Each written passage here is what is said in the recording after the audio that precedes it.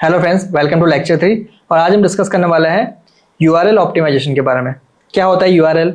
तो यूआरएल का full form होता है यूनिफॉर्म रिसोर्स लोकेटर।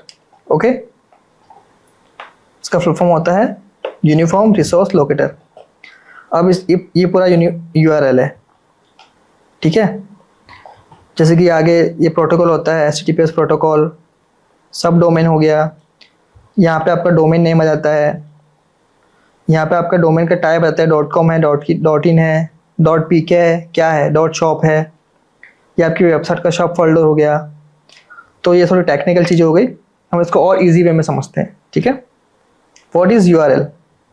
तो इसका फुल फॉर्म होता है यूनिफॉर्म रिसोर्स लोकेटर, मतलब पेज का एड्रेस ऑन द वेब, ठीक है। गूगल जिस तरीके से आपके पेज को लोकेट करेगा, उसको सर्च करेगा, है ना, उस पेज के बारे में समझेगा। तो फर्स्ट स्टेप होता है यूआरएल। यूआरएल से ही जो गूगल के बोर्ड्स होते हैं वो आपके वेबसाइट पे आएंगे। तो जब यूआरएल सही होगा तो आपका जो कंटेंट है वो भी सही तरीके से क्रॉलिंग में आएगा, ठीक है। अब उसका यूआरएल का सही होना क्यों जरूरी है? ये छोटी सी चीज़ है।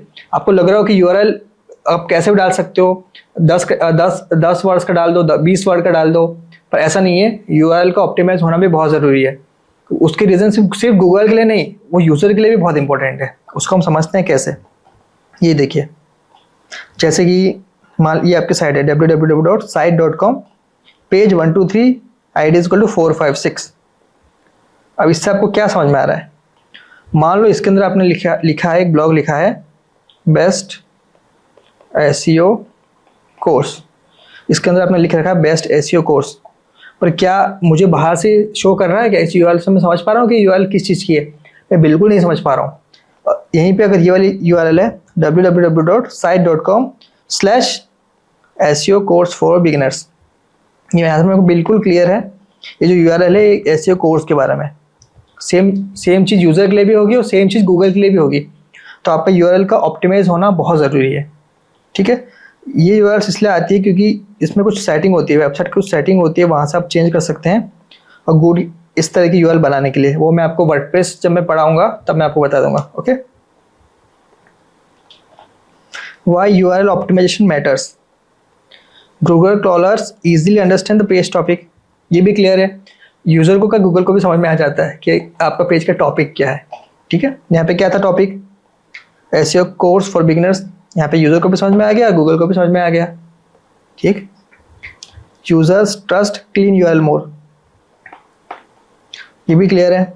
देखो अभी बहुत ज़्यादा स्कैम चल रहे हैं, यूआरएल वाले स्कैम तो बहुत ज़्यादा चल रहे हैं। तो अगर यूआरएल अगर आप किसी को शेयर करते हो तो वो अगर ऐसे अगर यूआरएल होगी कोई www.1234xyz1234 ऐसा कुछ भी लिखा होगा, तो यूज़र कभी भी उस यूआरएल पे क्लिक नहीं करेगा। अगर आप किसी को ब्लॉग शेयर करते हो तो अगर आप एकदम क्लियर आपका टाइटल होगा कि SEO कोर्स फॉर बिगिनर्स, तो इजीली समझ जाएगा कि जो यूआरएल है वो SEO कोर्स के बारे में, तो उस पर क्लिक भी कर देगा। तो उस पर क्या यूजर का ट्रस्ट होता है ना, वो भी उसलिए भी मैटर करता है, okay. Higher CTR in the search results. अब ये इसमें इसकी क्या वैल्यू है वो हम देख लेते हैं।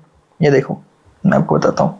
ये मेरा HTTPS www.callwithcompass.com, ये मेरी यूआरएल है। हम कोई और यूआरएल देखते हैं, जैसे कुछ और देख लेते हैं, ओके। कुछ और सर्च कर लेते हैं, जैसे कि डिजिटल बोर्ड सर्च कर लेते हैं।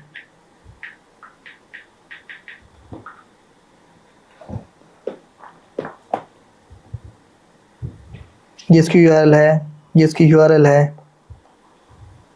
कुछ एग्जांपल मुझे मिल नहीं रहा है,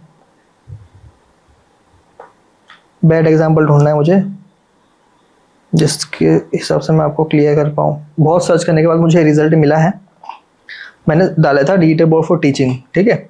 तो यहाँ पे देखिए, अब जिस यूजर को पता होगा कि उसको डिजिटल बोर्ड चाहिए, है ना, उसको ब्रांड के बारे में पता होगा, पर उसको इस डोमेन के बारे में नहीं पता है। जैसे कि लिखा है ना www.whiteboard.chat।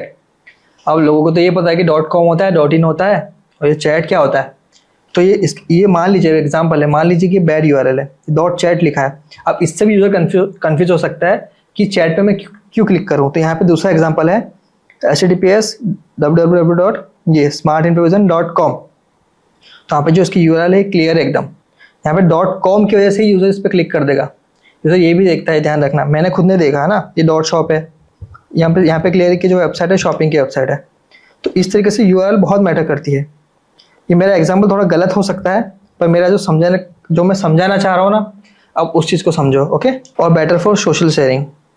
और सोशल शेयरिंग का क्या मतलब है, जब आप किसी को शेयर करते हैं तो जब यूआरएल अच्छी नहीं दिखेगी तो उस पर क्लिक ही नहीं करेगा, ये इसका सीधा सा मतलब है।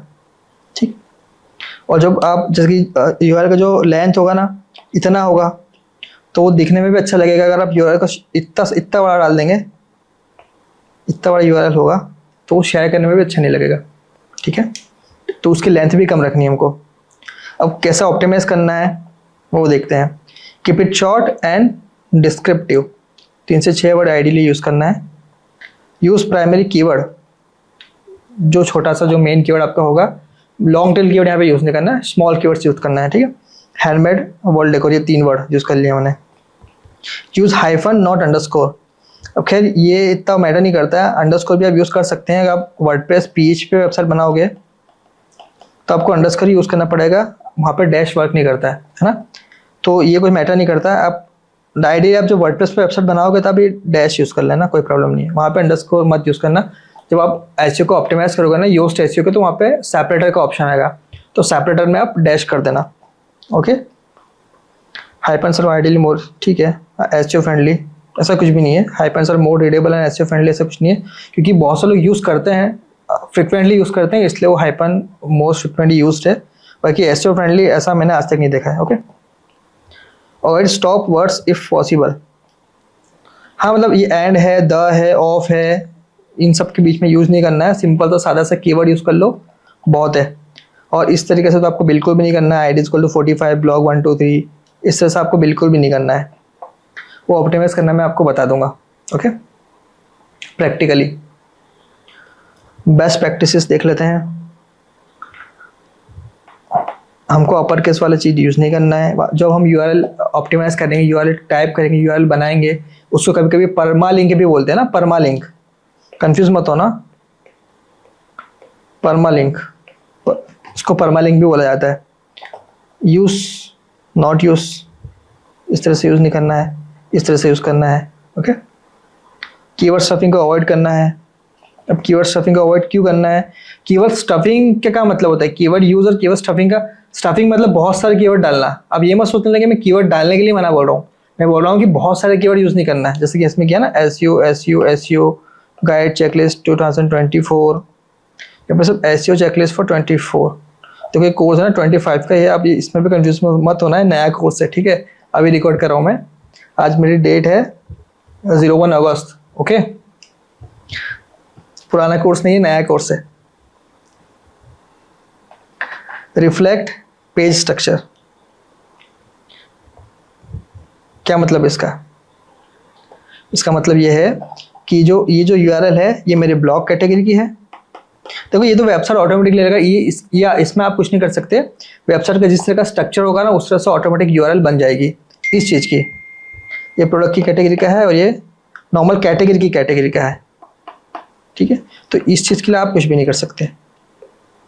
रियल टाइम एग्जांपल है, बैड यूआरएल है, ये तो सीधी सी बात है, अपना देख लिया था कि इस तरह की यूआरएल आपको किसी को समझ में नहीं आती है। तो अगर यूआरएल बनाना है तो इस तरीके से बनाओ, एकदम सिंपल। ये डोमेन हो गया, इतना डोमेन हो गया, और ये प्रॉपर एक लाइन में एक ब्लॉग आ गया। ब्लॉग हो सकता है, पेज भी हो सकता है, पेज भी हो सकता है और ब्लॉग भी हो सकता है। ठीक, अब एक और मोस्ट इंपॉर्टेंट चीज़, क्या हमको अगर हमने कोई यूआरएल गलत तरीके से अपडेट कर दी है तो क्या उसको फ्रिक्वेंटली चेंज करना चाहिए या फिर क्या चेंज करना चाहिए? मेन क्वेश्चन है कि अगर हमने यूआरएल गलत डाल दी तो क्या उसको चेंज करना चाहिए? हाँ, बिल्कुल चेंज करना चाहिए। ठीक है, अगर आपने यूआरएल गलत अपडेट की तो उसको आप चेंज कर दो, तो वहाँ से आप 301 रीडायरेक्शन कर दो, 301 रीडायरेक्शन परफॉर्म कर दो। तो उससे क्या होगा, अगर आपका जो पेज है वो इंडेक्स भी होगा ना, तो उस पर जब यूज़र क्लिक करेगा तो रीडायरेक्ट हो गया, आपके नए वाले यूआरएल पे चल जाएगा। तो यूआरएल को सही करना बहुत ज़रूरी है। गलत है तो उसको सही कर दो, गलत मत रहना दो। ठीक है, यहाँ पे क्या लिखा है? Don't change all URLs unless absolutely needed. हाँ, बिल्कुल हमको नीड है। नीड क्यों है?